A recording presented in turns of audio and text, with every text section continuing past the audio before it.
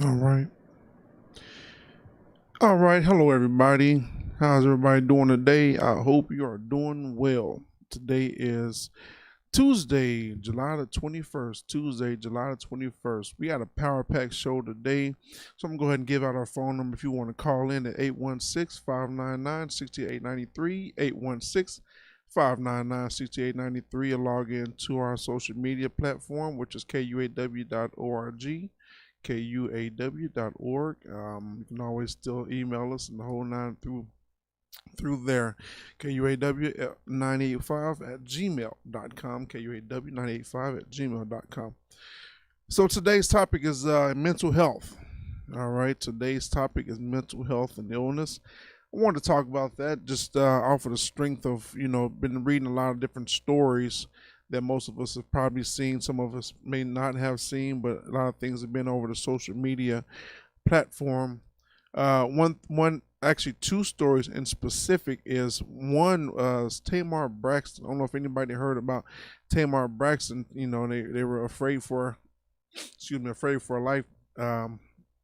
Thinking that she was going to commit suicide and things like that. She wrote a cryptic letter talking about some things that wasn't quite right, and things aren't really lining up in her life and things like that. So, you look at that, and then us on the outside looking in and saying, well, what in the world could be wrong? You got everything that anybody could have, or everything that we think that everybody could want, or anybody that could want. But a lot of times, we can want everything and have everything in life around us. But if you don't have that peace within, that right there is the biggest thing that really, really is missing in our life. Without having that peace within, that is something that we really need to take a look at. And Tamar Braxton's going through something right now, and we definitely need to keep her in our thoughts and our prayers, and really just reach out.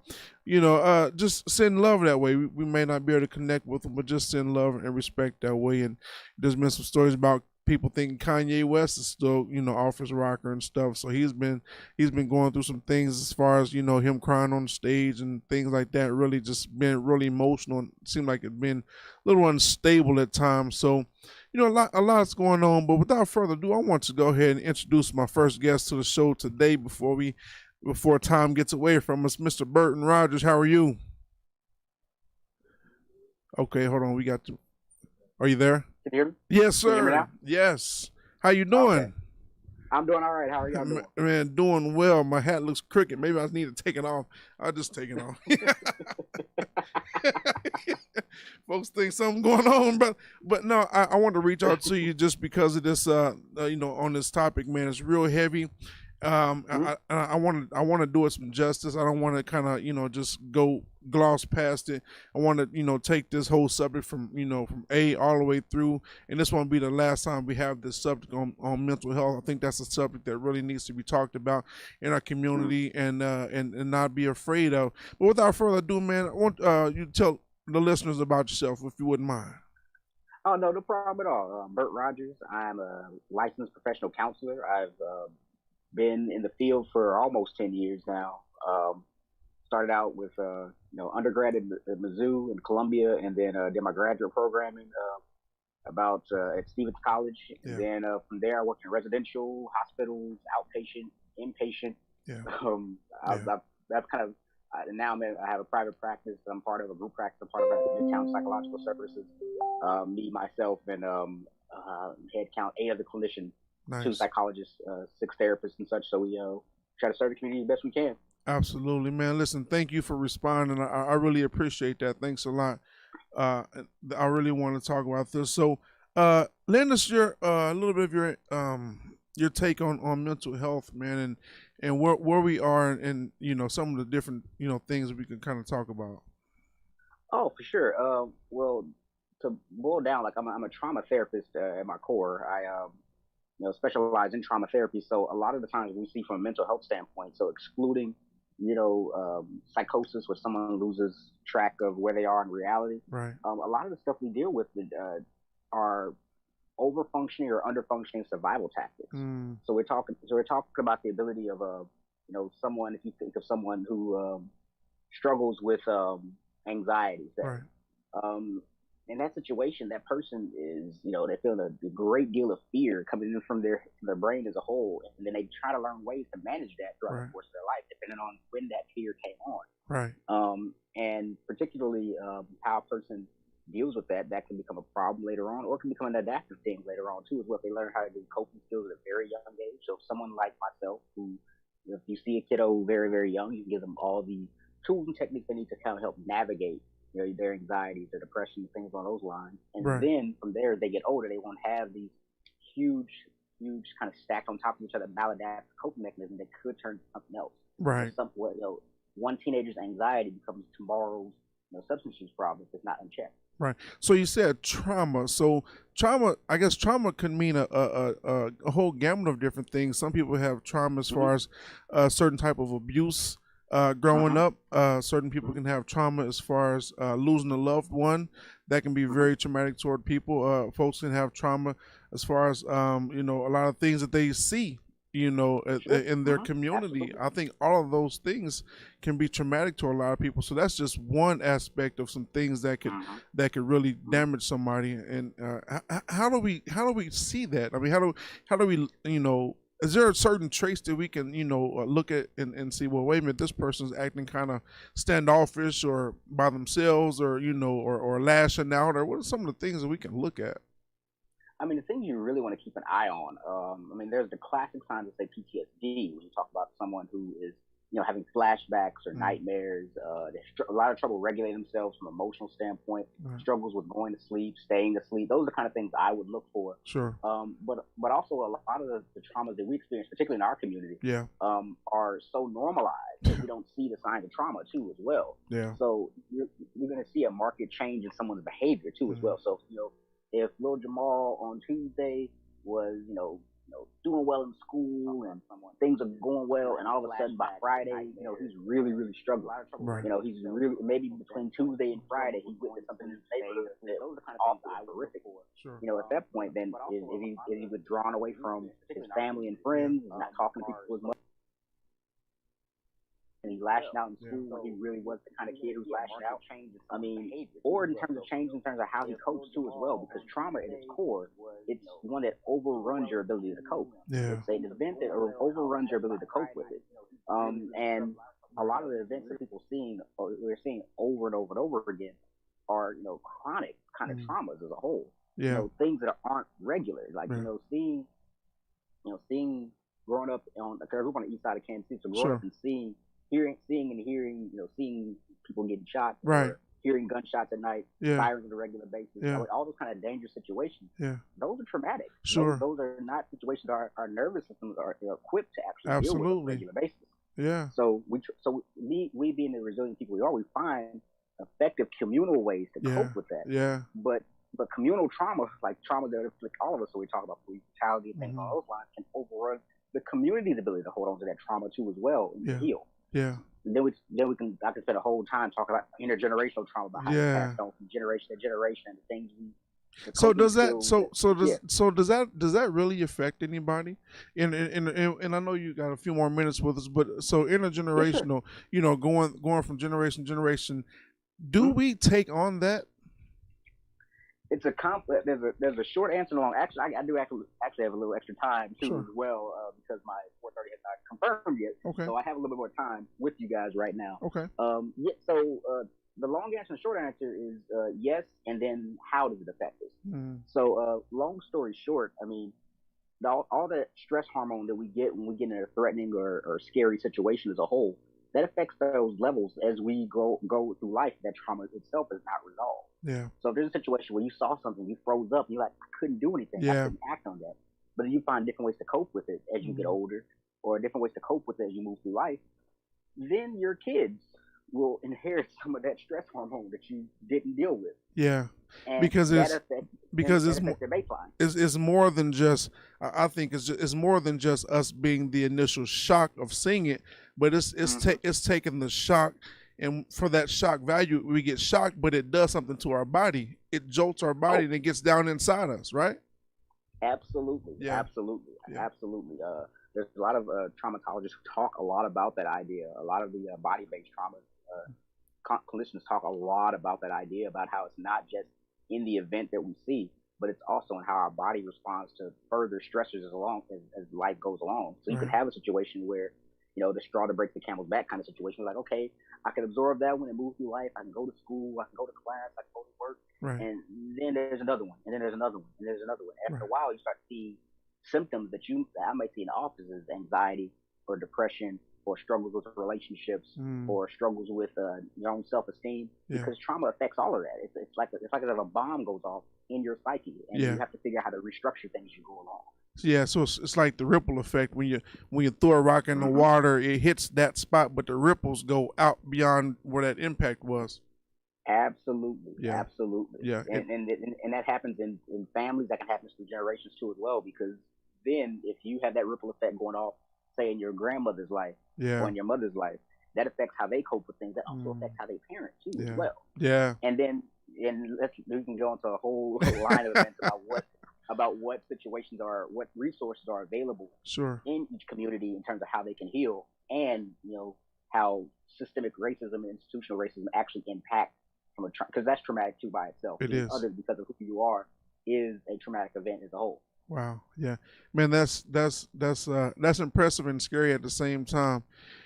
But it's something I think that really needs to be unpacked, and the reason why I had this show is because I've been just looking at different stories, and I've been we've been quarantining for months and months on end, and I had a conversation with someone the other day. They were talking, we were talking about why you see these people kind of going crazy, with, yelling at people for not having a mask and coughing on. You see people coughing in people's faces and people doing this, and folks just acting crazy. And I was like, well, because for one, we weren't meant to be alone. When you're locked up in jail and things like that, and what's one of the things when you get in trouble, and they put you away, they put you in solitary confinement. Well, solitary confinement is you by yourself all day long, Exactly. and that's supposed to break the person, because you're not supposed to, even when you look in the Bible scriptures, God said it's not good for man to be alone. Be alone. So by us having to quarantine ourselves and not have social distances and face masks and not be around everybody, that starts to break down who we are as human beings. Yeah. Very true. Very, very, very true. There's an entire social engagement system that we have, and it's getting that whole thing was really getting jammed in that process by us being quarantined. Yeah. Like in terms of being able, the things that help us regulate our emotions and regulate our physiology have a lot to do with face-to-face contact with another human being, feeling safe, another human being's presence, physical touch, even a simple act of dapping or high-fiving somebody can help regulate someone. Someone saying like, hey, are you okay? And giving you a touch on the shoulder or something like that. That is regulated. That's not even just a skill-based psychology thing. That's just how physiology works. We are social creatures. So the idea of us being isolated and away from people, I mean, I've seen, an uptick in people who struggle with I haven't been around people for a while, and I'm doing these Zoom therapy sessions, and I'm really dysregulated right now. I'm really anxious, or my anxiety's back, my depression's back, or I'm having an uptick in nightmares and things like that, because that ability that we have as a community to try to regulate ourselves. I mean, you can see it in our community as a whole. The ways we come together and our resilience as a people as a whole have a lot to do with our ability to regulate with our fellow human beings. Yeah, so whether that be through music, whether it be through singing, whether it be through dancing or anything along those lines, movement. I mean, all those things help us regulate, and it's not just in the therapy hour that can be helped, but just having a solid community can help. What we call resilience factors that involve in this situation. You have the things that contribute, that cause vulnerabilities for trauma, but then you have also the resiliency things that build resources for a person to regulate themselves. And right now with COVID, a lot of those are getting taken away, for our safety, but still, they're still getting taken away. It still has a mental health impact too as well. Absolutely, man. I totally agree with that. I got someone in that that just called in, wants to jump in on the conversation, man, and stuff. And he's got a background of exercise and things like that as well. So I'd like to add him to the conversation if you don't mind. Mr. Mike Patton, are you with us? Yes, I'm with you right now. Yes, sir. How are you, sir? How are you doing? Oh man, I'm blessed and thank God here for another day. Yes, sir. Yes, sir. Bert, can you hear him? Yeah, I can hear him just fine. Okay. Nice I'm sorry. Okay, no, I got somebody else that's also on the line here, a psychologist, and we were wanting to we're adding you to the conversation, Mike. And the conversation was actually, I want like for you to introduce yourself. I can introduce you as my friend, my buddy Mike Patton from Mike's Main Event, but I'll let you go ahead and do the rest, sir. Okay, well, I'm Mike's Main Event. I've only been owner of Mike's Main Event for about almost 30 years, and I've dealt with physical health therapy, different things as such. I dealt with dietary situation, lifestyle changes, people that went off to the NFL, Major League Baseball, basketball players, etc. I'm 7-time bodybuilding champion, first African American to win in Mr. Missouri, twice in '93 and '99, made it all the way to nationals, which I think second. Worked out with famous people like Ronnie Coleman and Flex Wheeler and all these guys on the same stage with Dexter Jackson and all these other guys back in the day. Yes, sir. But one thing that I deal with are inner city issues that we deal with people that have been out of slavery. Mm-hmm. We're not in slavery, but we're impoverished with economic deprivation, which causes us to deal with food and have the same mentality as almost being from the days of slavery, which we're not in anymore. Yeah. And so the types of foods that we eat are the foods that now we have around us, these fast food types of situations that have caused very much of an epidemic and pandemic dealing with us and our survival rate as African Americans. Absolutely, yeah, and that was one of the reasons why I added you to and I called you the other day, because I do know that our diets and Brother Bert, you can correct me if I'm wrong, but I do know our diets and things like that, especially right now, are having a major effect on us, and that obviously what was the old saying, you are what you eat, and not only that, just like we talked about quarantining and being by yourself and things like that, that's not real healthy for any of us. So we've kind of finding ways to cope with this, so we don't as they said, go crazy, go bananas. So Mike, go ahead. Well, I'm just saying I'm sorry? No, go ahead. The conversation that we have today isn't just a conversation for today. Yeah. But it's what's going to happen for the day that's going to now transcend into what we need to look for 10 years from now. Yeah. How will the X and Y generation now look the next 10, 15, 20 years, what we give them? And I'm not trying to put down any propriety, any type of establishment as of light versus chicken and things like that. And when that's in our daily menu and we don't know how to do this in moderation, it becomes a problem. Yeah. And because of the fast-paced type of old lifestyle that we have, going to work, pick up kids, daycare, well, of course, a lot of things have changed because of this pandemic of the COVID-19 virus that's now been set up. And so we sit at home, we go by the drive-by, get foods. We don't go a lot of times by grocery stores because of, the quarantine factor or the social distancing. So a lot of people are fearful of these things, and so they kind of go through the fast food type way. And there's a lot of triglycerides, a lot of things that the FDA does not really necessarily advocate so far as we eat, so far as pork and the types of foods, of medications and different things that they do to preserve these animals aren't right, and it can cause chronic heart failure. It can cause hypertension. It can cause diabetes because of now what they do to preserve now these animals. Now it's more of a political, marketable piece, more so than how your health now is beneficial, and now your health now is the beneficiary of what now they give you. They give you the sell. They don't give you the live. Yeah. I've been reading articles, and one thing that's sticking out to me just before I get into this other little piece here, but my mother-in-law posted something the other day, and she said, everybody's kind of upset about what's going on, and everybody's inconvenienced, but has anybody really stopped to ask the children? And I thought that was very impactful. Has anybody stopped to ask the kids? The kids have been away from school, been away from their friends, can't go to the park, can't go to the swimming pool, couldn't go here, and that's affecting them. But I don't think, but a lot of people really hadn't asked the kids, what's going on? Are you okay? As a child, they got, and that's important. So that. Go ahead. And that is an important conversation, but see, that's a tough conversation because kids can't tell you what they have not been taught. Yeah.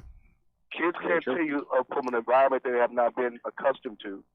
And we're dealing with a lot of families right now that are dealing with single parents, in which now they're only maybe 15, 16, 17 years away from now their mother's age or their father's age.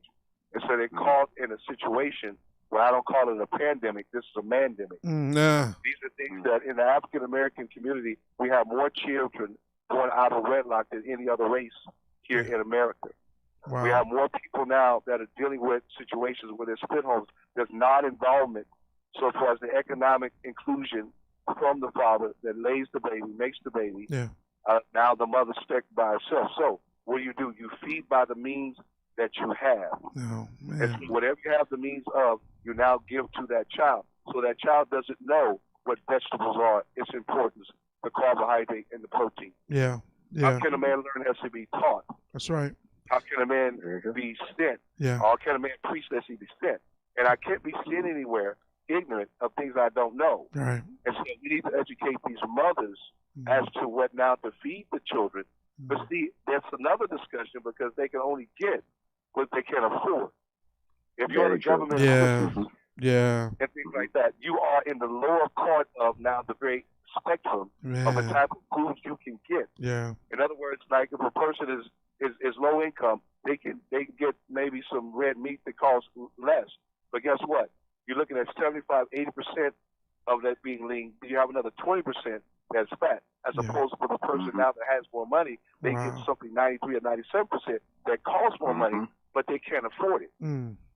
Yeah, yeah. So we have to look at affordability. We have to look at these things that now are part of what we have in our ability to now function, the economics that we have that are available to us.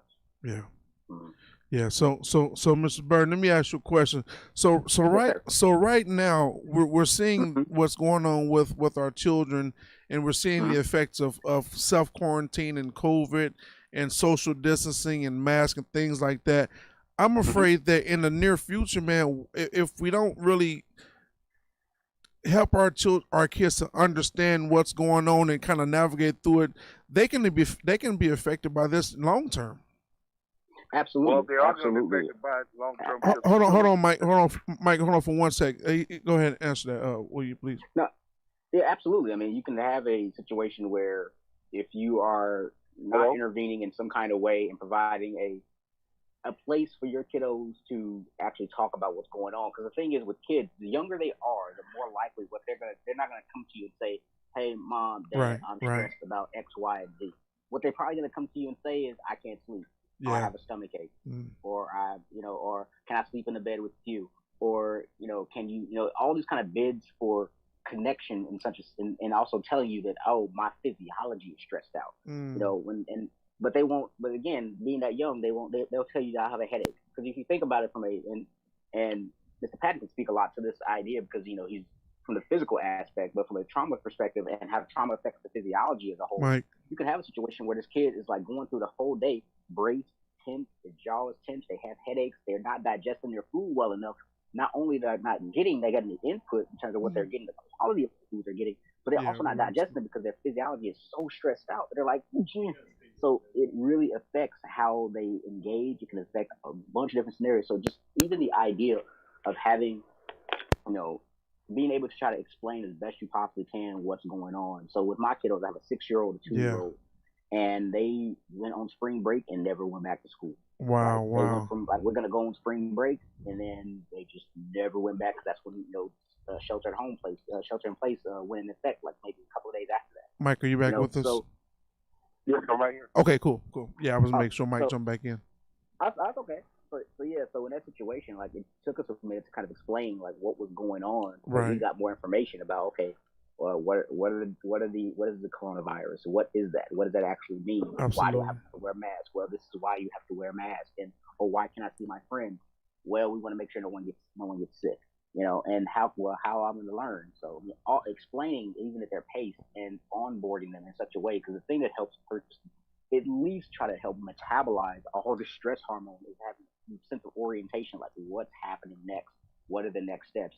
And as we get that information as parents and as adults, it's best to try to pass it on as best you possibly can. Absolutely. To the littles, so you won't have that long-term effect. And then creating, rituals for connection during that time frame. So I'm gonna show my hand just a little bit in this situation. Like before my kiddos go to bed, I make sure for my oldest, we try to play video games together.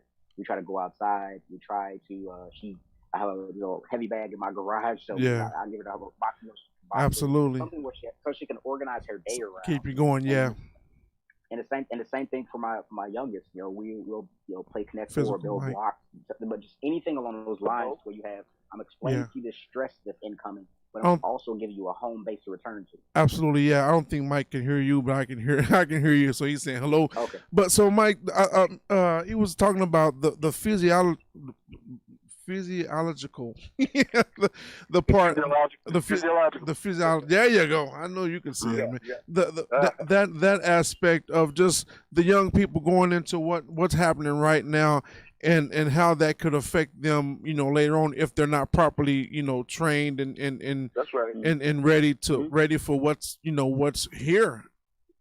That's right. Well, what happens is I'm on the phone on the radio right now. We deal in a situation. See, this whole situation when we start school, we got to get down to now where the brass taxes are so far as the way our economy and the way our whole system is structured. If kids stay away from school, a lot of kids are going to be deprived from school lunch programs. Now, what he's saying physiologically, the growth rate, the hormone situation, dealing with kids' ability from the endocrine system, from the heart, from the kidney, from the liver, all these things being deficient because of the amount of triglycerides and the amount of sugar being put in them because they're eating like a lot of fast foods now can impair the very growth of the things that they need in order for them now to facilitate adolescent function.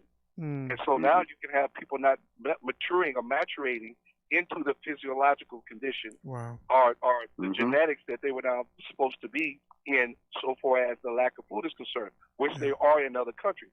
I don't think that's going to happen here because now when you talk about that situation, then we talk about the biological construct dealing with people over in Haiti, people over in Syria, people over in Africa who have not even 1/3 of what we have. Yeah. We think we have something poor over here. I want to make this known to everybody that the poorest person over here normally we see sometimes and oftentimes are overweight. The poorest people you see over there are almost skin and bones. You tell me what that problem is. Yeah. Why is that? Yeah. Wow.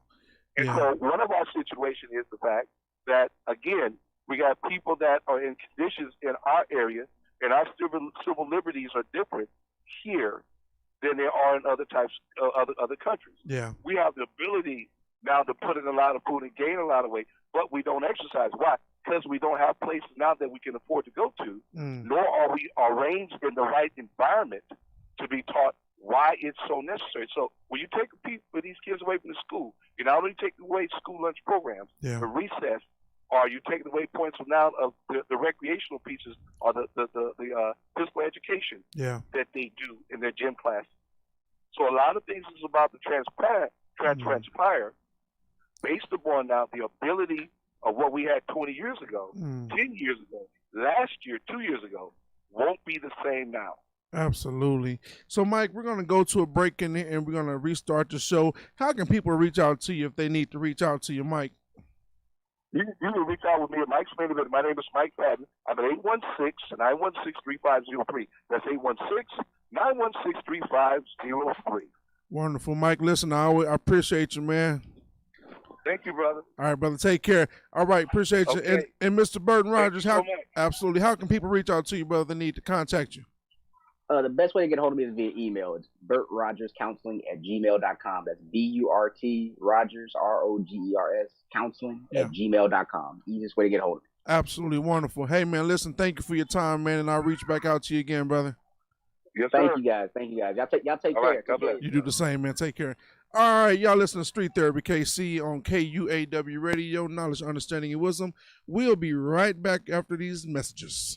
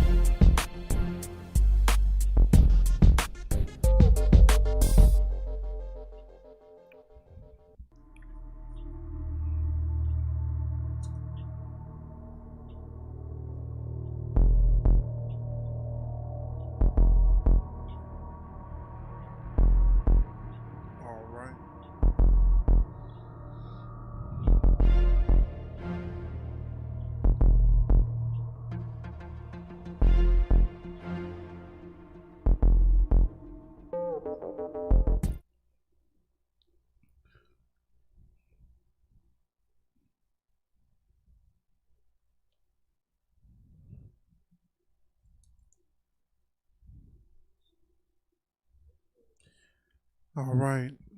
All right. Thank you guys for holding on, man. Like I said, this is Street Therapy on KUAW Radio. Knowledge, understanding, and wisdom, the voice of the community here in Kansas City, Missouri. You're sitting in the air chair with your man Chris CJ. We're actually talking about mental health today. A topic that we're trying to hit from a few different angles, but we really want to just scratching the surface and try not to get heavy, but definitely want to make an impact so we can continue to have this conversation. I want to introduce two people to the show right now. You might not be able to hear each other because one's on the Zoom and one's on the phone call. But we're going to try to navigate this as best as I can here. I know Jesse, you can probably hear Tawana. Tawana might not be able to hear you, but I'm going to introduce Tawana to the show here real quick. Jesse, hold on for 1 second. Tawana, are you there with us? Yes, I am. How are you? I am doing well. How are you this afternoon? Doing good. I'm speaking with Mrs. Tawana Clark Shepherd. Tawana, I'd like for you to just introduce yourself to the folks who may not know you, and so we can kind of get a understanding of who you are and what you do. Okay. I will try to keep it brief because I wear lots of hats. But for purposes of this show today, I am a licensed mental health professional in private practice here in the Kansas City area. Yeah. I specialize in trauma-informed and oriented care. I treat everyone from children to, full-on adults. I have a specific passion for bringing mental health awareness to communities of color, I like to call it. Yeah. I have been doing media-oriented awareness for a couple of years, had a couple of radio show spots dating back to, I think, 2018, maybe when I started my show, Talk About It with Tawana, where I try to take a lot of the stigma out for underserved communities so that they will be more encouraged to access mental health care that is so desperately needed. Okay. Wonderful. And I'm going to introduce Jesse Thomas. How are you, sir? I'm doing well. Yourself? Man, doing well. Listen, thank you for jumping in and spare the moment. No problem, man. I appreciate the invite. Absolutely. So, Jesse, man, I'd like for you to introduce yourself to folks that so you can folks know who you are and what you stand for, brother. Yeah, absolutely. So, as you mentioned, man, Jesse Thomas III. I have I wear many hats, I guess you could say, but I'm a gym owner, personal trainer, fitness coach, sports performance coach. So, I mean, you sum it up, I guess you could say I'm a gym nut, man. I run the gym out here, and I'm always in the gym. It's what I love to do, bodybuilder, you name it. Nice. So we're going to jump back to Tawana. Now, the topic today is mental health. In our last two callers, we talked a little bit about the trauma that could be brought on from early on childhood trauma into the present, but also Mr. Mike Patton talked about how our meal and our diets and things, especially right now with people are kind of not having a lot of money and resources and trying to really kind of get what they can get. What is your take, Tawana? What's your take on our mental status right now? And on the onset of the show, I talked a little bit about. I don't know if you heard about was it Tamar Braxton? She had a situation where they were kind of watching out for her. She thought she was going to commit suicide and things. And also I talked a little bit about Kanye West, his rant and stuff. And they've been talking about Kanye for years, saying is he crazy or is he mental? What is the state of Black America as far as the mental capacity in you guys' standpoint? Wow, yeah, that's a loaded question. I know. So as best as I could surmise that, yeah, I would take it more from an individual posture, yeah, or vantage point. Because here's one of the things that when I do teach in large groups, when I'm asked to come and speak to larger groups, everyone experiences trauma. Right. Trauma has now recently, in the past decade, become defined differently, and the definition has been generalized to any experience mostly unexpected, that a person is exposed to that affects them in a negative manner over a complete expanse of their life. So it impacts their ability to function and to think straight. We all have some form of trauma. How well we deal with it depends on our personal level of resilience. What we are seeing now is a combination of people who already had unresolved trauma, that's where I would place like the Kanyes, okay? Yeah. And then you take that and you add on the global trauma, right? And the community trauma with the social justice heat rising to the top. Yeah. And then you add on post-traumatic slave syndrome, which is a real syndrome that was identified a few years back. And you take that and you add that encompasses our economics and disparities and how they impact African Americans at an alarming rate, right? So if you put all of that in like a large soda bottle, and you shake it up, you're going to get explosion, and that's what you're seeing. Wow. And then you talked about, I listened just a little bit before I called in. I specialize personally in holistic mental health care. So I'm all about the body and how the body and the brain must have a symbiotic relationship. That's really difficult to do when, one, you don't have resources, and that main resource is knowledge. The African American community usually does not, well, should I say, by far and large, the African American community lacks that knowledge. We have been kept out of the knowledge of the importance of eating healthy. That goes back historically to systemic racism, and so how we had to eat what we could get. Here's the thing. The resource acquisition or the access may have changed over the years, but when you haven't taken the time to go back and reteach that, you still have people eating kind of just whatever, right? And buying the misnomer that they can't afford to eat better. Okay, and so one of the things that I try to work with clients on, because I've done it as a single mother of 3 children. My children are all grown now, but I raised them pretty much by myself and discovered about 14 years ago the impact that food was having on my son. Developed migraines out of nowhere. Went from being an honor student to struggling mightily. And so long story short, I discovered the correlation between food as medicine and not as pleasure. So it's stuff like that. I mean, that's like I said, it's a loaded question, but all of those things have an impact. And see, that's why I introduced Jesse to the conversation, because he is a personal trainer and he is in the physical arena as far as the body health and things like that. And stopped by the shop one day. We talked a little bit about it and everything. My practices aren't the greatest, but but I'm learning. All right, I'm learning. Give yourself grace. But be intentional. We've got one body. I teach people got one body, and if you can just commit 1 week at a time to change one thing. Yes, indeed. Yeah, yes. You'll see a huge difference in how you think. Jesse, let me ask you a question, Jesse. As far as the nutrients, man, obviously we know that we don't even get half of our food or half of our nutrients, our vitamins, our supplements from what we're eating out here. Man, what is your take on just getting what the body needs, man? Body came from the dirt. The body is a machine. Yeah, absolutely.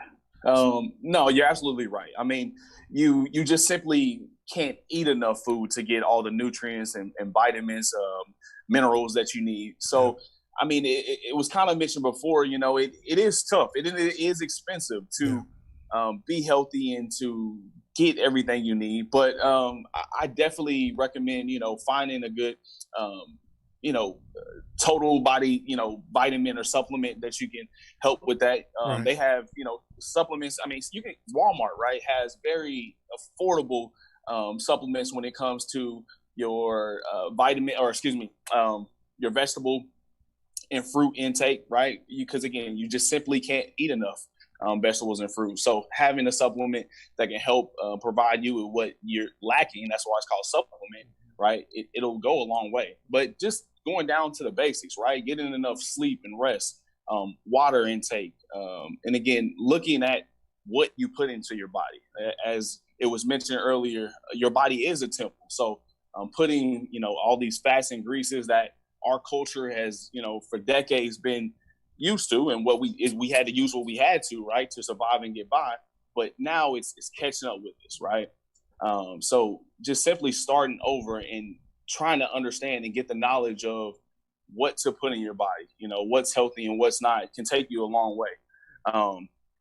And more so than that, like I kind of, really, I want people to understand how fitness itself, along with nutrition, can help with your mental state, right? And I think it was mentioned before, those unresolved traumas, what do you do with it? How do you release that anger, that pent up anger, that aggression, that stress that you have? And for a lot of clients that I have, they come to the gym, and more so than anything, they just want to release. They want to talk to me. It's almost like I'm a therapist a lot of times. Like, it's not even about the weights. Right. It's a way for them to get some aggression out and talk to somebody that they feel are close to them and they can relate to. But also when you're working out, right, your body is releasing these endorphins that just make you feel good and make you feel better. And I equate it to this for me. A lot of people don't like to go to the gym, right? And a few years ago, I was running a non-for-profit where every Wednesday night I had to go down and I had to teach these kids. And after a long day at work, it was tough for me to actually want to go do that after doing it for so long. But every time I did it, every time I went there at the end of that session, I felt so much better about myself. I felt like I was helping those kids and they were helping me. And I tell people it's the same thing. You don't want to get off the couch and go to the gym and work out, but I guarantee you that once you get done with that workout, you're going to feel so much better about yourself. And that stems from, again, the endorphins that are released in your body. And then you just feeling better about yourself. Confidence, self-esteem, the whole 9 yards. I think it helps when you talk about, mental health. Fitness it's up there, along with nutrition in my book. Absolutely. Let me add this to the conversation. Twana, were you able to hear what he said? I can't hear him, but I can read it on your. Thankfully, okay. Phone, so I'm watching it on Okay. my other phone. Okay. So I talk to you on my. I moved the microphone down to the headphones, hoping that you could hear it. But let me insert this, if I may, to the conversation. I talked a little bit about earlier when people are, say someone goes to jail and they get in trouble and things like that. Oftentimes is when someone gets in trouble, when they're locked up, where do they normally send them? They send them in solitary confinement. And when they send and when they send you to solitary confinement, you're supposed to be there by yourself, away from everybody. So basically, that's your timeout session, and that timeout session is supposed to, quote unquote, break you, and put you away from your thoughts, and it seems like right now. People are like, well, wait a minute, I'm being punishment, but I haven't done anything wrong, So we're having to stay away from people. We're having to not touch people. We're having to stay in our home. We're having to wear masks. We're having to not, interact with people, not hug, not handshake, not high five, stay home, lock the doors, mask, and things like that. And it seems like psychologically, it seems like that we're in trouble, but we've done nothing wrong. And I think a lot of times that would make a person go bananas. Absolutely. That is, you're square on, as I would say. I have seen a huge rise in new referrals because of people's inability to handle isolation. We were not created to thrive in isolation. Scripture we says were created to thrive in fellowship, via fellowship. Yes. Right? Yes. So it's really important that people find alternative ways to stay engaged, right? It's tough Because if you're following what you think is the best thing to do according to the latest report, 1 minute you feel like you have to have complete abstinence from any contact from anyone, and then the next thing you see, okay, you can if you wear a mask. Absolutely. The one thing that I've had to do that has been really tough, because I'm in a position where people seek out my input for advice, and it's tough. But what I've had to do as a person of great faith is trust God with the advice that I'm giving, because I can't be God. Ultimately, He's the only one that absolutely knows what we need to do. Absolutely. What I have been doing is helping people create, depending on their comfort level individually, create unique ways to interact. So that means that if you do set up some time to meet somebody at a park, but you actually sit your chairs 6 feet apart and you wear masks, then you do that. The thing is, be intentional. If you are someone who really can only handle Zoom, then those calls need to be intentional. You need to intentionally set your schedule for interaction. Let me ask you a question. How important is meditation? You know, sometimes you hear meditation. Obviously, you know, Scripture talks about meditation. There are a lot of people talking about meditation to clear your mind. You know, meditation is not bad. Meditation is really just clearing your mind and focusing. What are your thoughts? What are your thoughts on meditation? Jesse, are you familiar with that? Oh yeah, I mean, obviously, you know, as you mentioned before, I may not be the best at practicing, but I have read up on it and I have tried it in the past. And I do have. I'm sorry. I was asking both of y'all. Are you familiar with it as well? I'll ask Jesse and he'll finish, and then go ahead. Okay, so meditation is a cornerstone of how I practice holistically. You are absolutely correct. I had to learn myself by going back and relearning Scripture that meditation began in the Word of God. So God actually does not have a problem with meditation. He tells us to do it.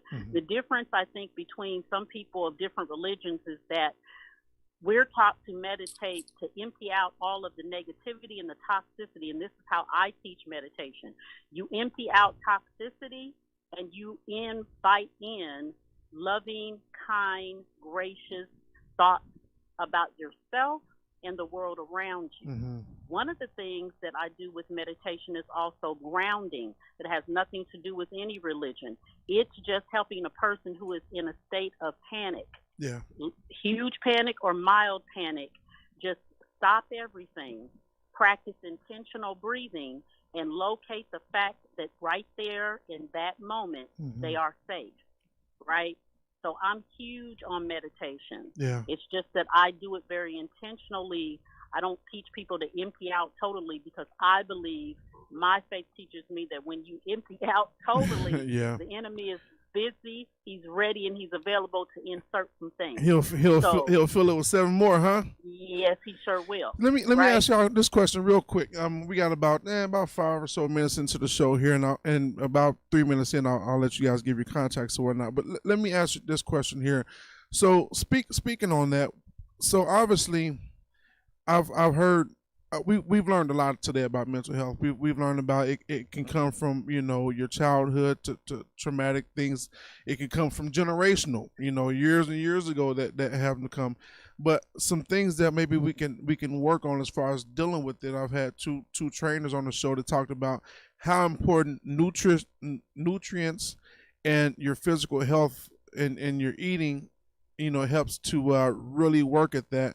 But also a few psychologists on the show here today that talked about, you know, gathering your thoughts and meditation, and also really, you know, really learning to kind of get with people in a safe manner, but definitely not really isolating your folks, because we are communal people. We do need other people, and that is just the way we're made. You know, that's part of life. So I'll let you guys give your information here. Jesse, I'll start off with you, brother. How can people reach out to you if they need to contact you? Yeah, absolutely. So you can reach me at jesse@activestrengthco.com. You can find me on Facebook at Jesse Jewel Thomas, or Instagram at Jesse Jewel Jesse Joel Thomas as well. So yeah, I'm out there, man. I love it. Wonderful, wonderful. Jesse, any parting words for the folks today, man?